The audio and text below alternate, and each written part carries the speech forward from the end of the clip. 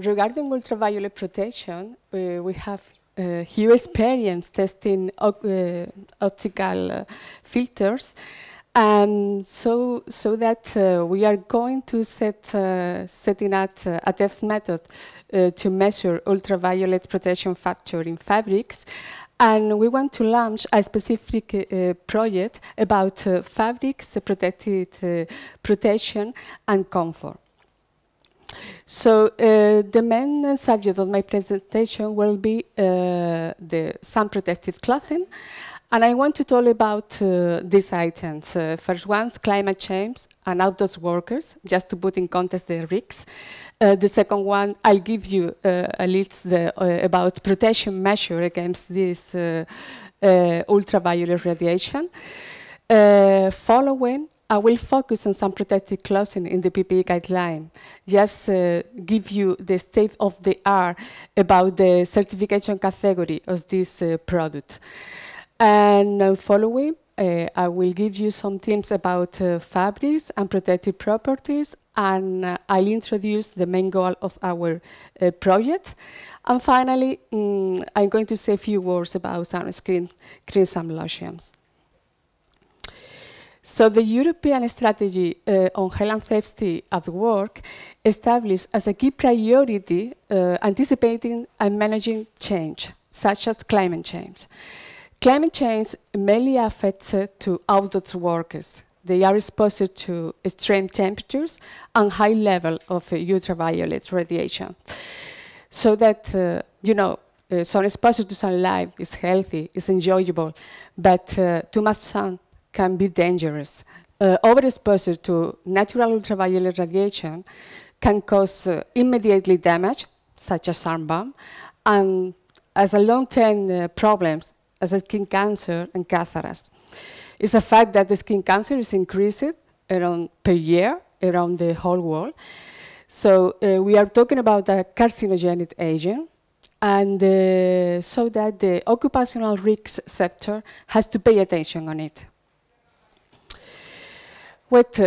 Let me list the main protection measure against the natural ultraviolet radiation. The first one, avoiding exposure at peak sun hours, seeking for shelter, wearing sun protective clothing, and applying sunscreens, lotion and creams over the uncovering skin. From all these measures, the only one that is under the scope of the PPE regulation is the sun protective clothing. So I'm going to say what is the situation at the PPE guideline regarding this kind of product. The current version of the PPE guideline considered that the natural ultraviolet radiation is not an atmospheric condition, but this is a mistake. In fact, it will be covered in the next revision of the PPE guideline, because it is commonly understood that atmospheric conditions are related with weather conditions, such as cloudiness, rain, and sunlight. So the next revision of the PPE guideline will include that the natural ultraviolet radiation is an atmospheric condition that will be considered of extreme or not extreme depending of its nature, of the condition. So the member of the PPE expert group has chosen the UV index as a parameter to determine, or as a parameter to classify the nature of ultraviolet radiation. So as we see in this presentation, the current version of the PPE guideline, the certification category for skin protection, for clothing, for skin protection, category, when we talk about category, is the assessment, conformity assessment that the manufacturer has to follow in order to place on the market a product. No? So the current version established that clothing for protection against artificial ultraviolet radiation is category 2. But if we are talking about protection against natural ultraviolet radiation, is considered a category 1. But the next future, that is something that is coming, the proposal is attending that the revision of the BP guideline, that the certification category will be as follows. This is a proposal. Protection against artificial ultraviolet radiation is still the same, will be category 2.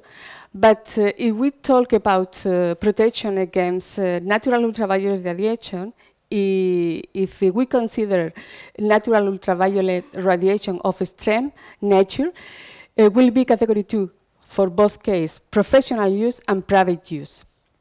But when we are talking about non-extreme natural ultraviolet radiation, will be category 1 for professional use, and will be not PPE for private use. So this means that maybe we can find on the market same product with same level of protection, one PPE for professional use, and another one not PPE for private use. I don't know.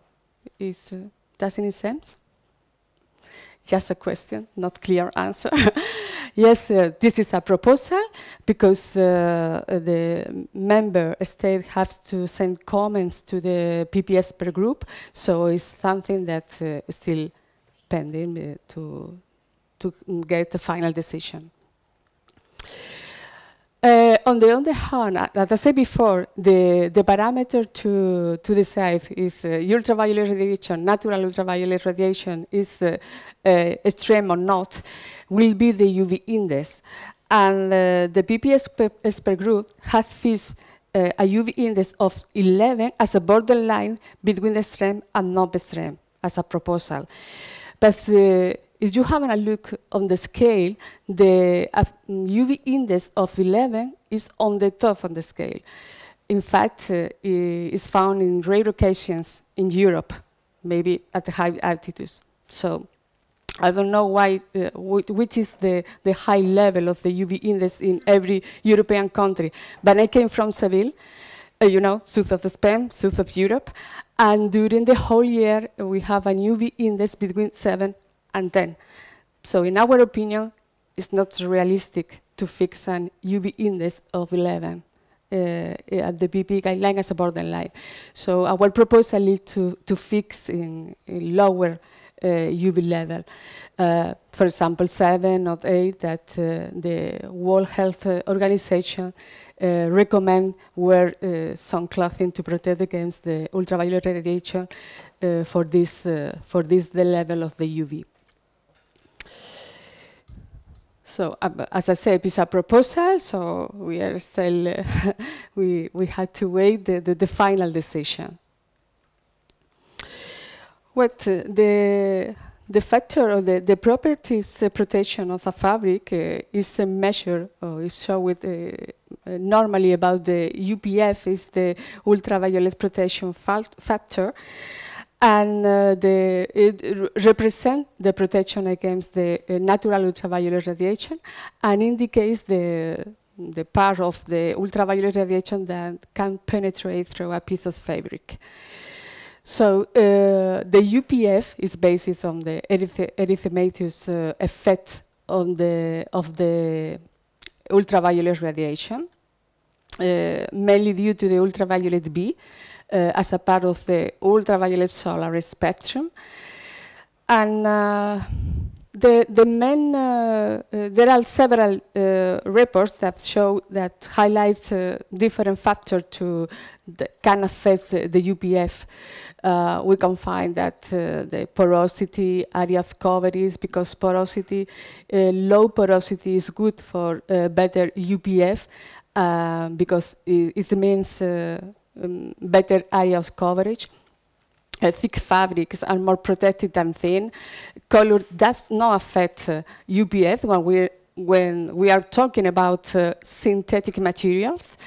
And on the other hand, synthetic materials are better for ultraviolet protection than natural ones.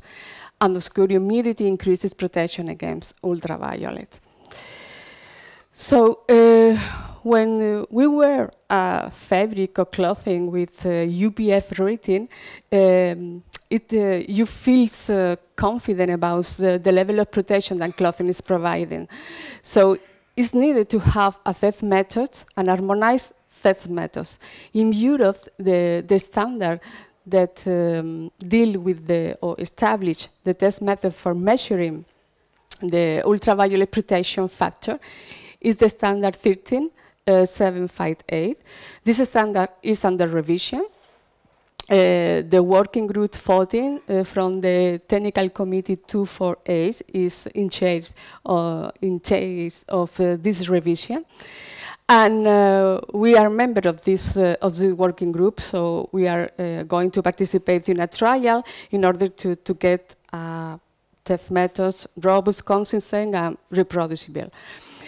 At the same time, or in parallel, we are going to launch a specific project related with the fabrics protection and comfort. Because clothing with a high level of UPF is good, is very good protecting against ultraviolet radiation from sun. But most of the case, you have to wear this clothing exposure to high temperatures. So it's suitable to have fabric or to wear clothing comfortable. So that we want to measure UPF, and on the other hand, we have to measure the properties related with comfort. For example, thermal isolation and transpirability. The variables associated with that are thermal resistance and water vapor resistance. The ratio between them is the water vapor permeability index. So if we get consistent results, it mainly that's to make a proposal for including physiological requirement in a standard for clothing designed to protect against the ultraviolet solar radiation, because comfort isn't covered by the current standard. Finally, just to say that, well, as I said before, the sunscreen creams and lotion are not covered by the PP regulation. But wearing some protective clothing is part of an effective protective routine, which is also completed by applying sunscreen, creams, and lotion. So last summer, the Spanish Institute has launched a specific awareness campaign on the risks of high temperatures and exposure to ultraviolet radiation. And as a part of this campaign, we published a specific poster just to spread the idea that the sunscreen are PPE at workplaces, and give some recommendation for selecting and using it correctly.